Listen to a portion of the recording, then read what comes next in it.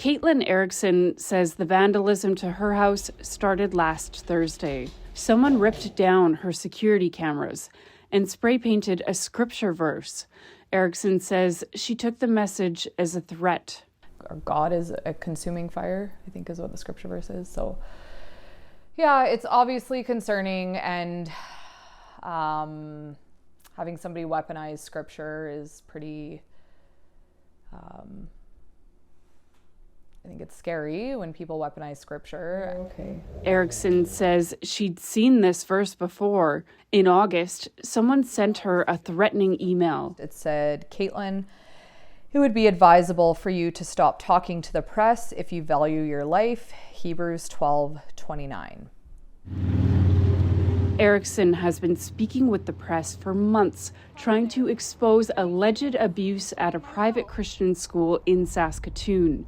She and others have filed criminal assault and abuse complaints against nearly 24 people connected to the school and church. A $25 million class action lawsuit is also in the works. Erickson reported the scripture graffiti to the RCMP and left home, returning the next day to feed her dogs. Once inside, she heard someone upstairs. Oh, I panicked. Like, it was immediate. Like, I froze with fear, and I had my 15-year-old nephew with me. So it was like making that decision. Do we, like, is this person going to come out and attack us, or do we run? So we ran out of the house.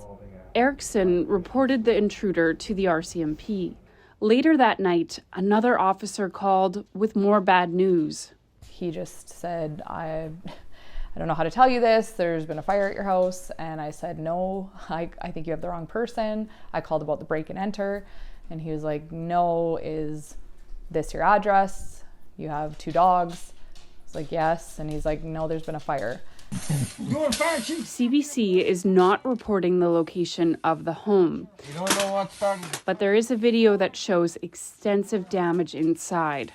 Her belongings are melted and some of her pets died, although her 2 dogs, Yoshi and Georgia, survived. If that's what their intention was to scare me into silence, that's not happening. RCMP are investigating the fire. Erickson says the fire, vandalism, and threats have all been hard to deal with, but she still doesn't regret speaking out. Kendall Latimer, CBC News, Saskatoon.